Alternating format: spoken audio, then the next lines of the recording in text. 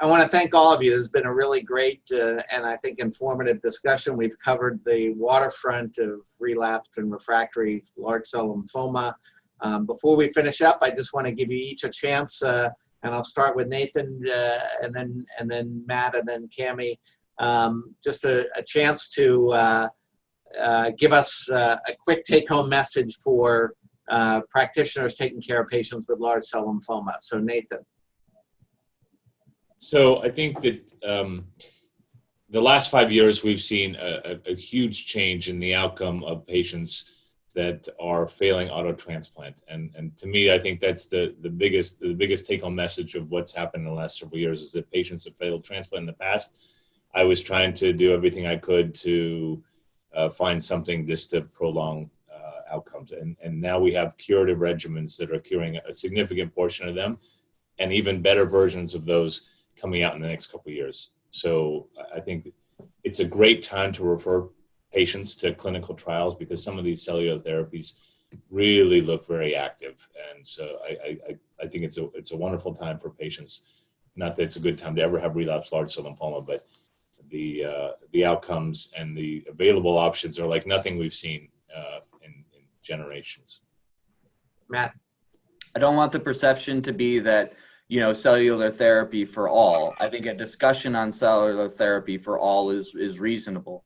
Many patients may not go on to get cellular therapy, and there are, as we pointed out in this discussion, there are lots of oodles of new compounds, you know, being studied, and some that will make it, you know, into the commercial use. But at the end, thinking about, you know, large cell lymphoma, even from a diagnosis, you know, what your strategy is going to be. And you hope that you have, you know, you're in that bucket of 75% that may be long-term survivors, but you know that you have to prepare for the quarter that are not.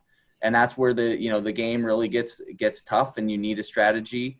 And, you know, I think you need a team to have the strategy in relapsed refractory large cell lymphoma. And a lot of times that helps when you have a cellular therapy institution, you know, in your corner. Cammie?